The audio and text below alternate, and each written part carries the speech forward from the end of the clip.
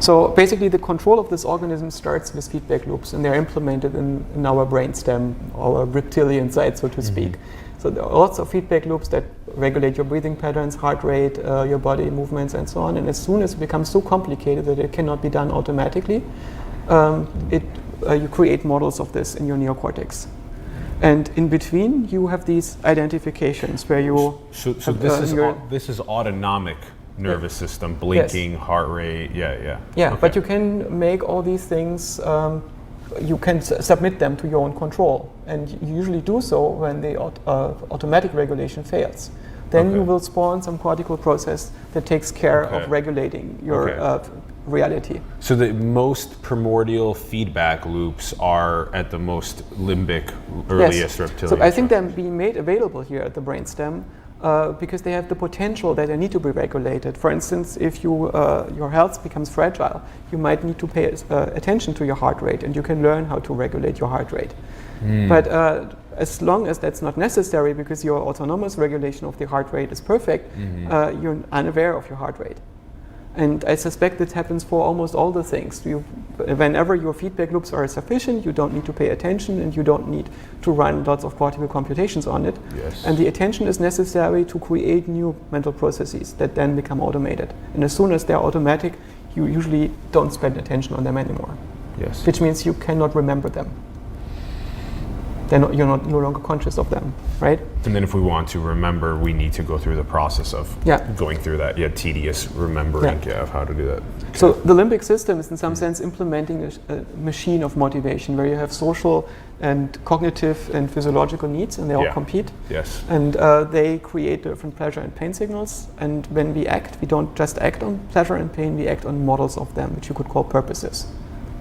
And these the needs don't form a hierarchy; they just coexist and compete. They don't form a hierarchy? No, needs just coexist. They might have different strengths, but there are people that might starve because they serve political goals, or because their children are more important to them. Right? It's not that you first solve existential safety and then you do the revolution, or then you do the art. It might be that you do this all at the same time, and you just get drawn to these things in different proportions.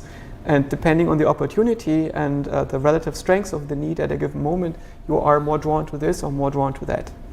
But when you want to coordinate your life, you need to make models of them. You need to understand concepts like survival. Survival itself, I don't think it's a need. It's too complicated, right? You need to understand death in order to understand survival. Death is a complicated concept. It was difficult to understand for my children.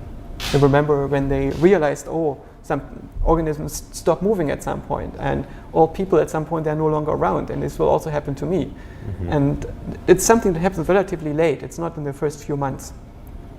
But in the first few months, you already have pain avoidance and some sense of existential safety and so on. You only combine this into a purpose of survival when you are able to form the model. And these purposes, they need to form a hierarchy, so they become accountable to each other.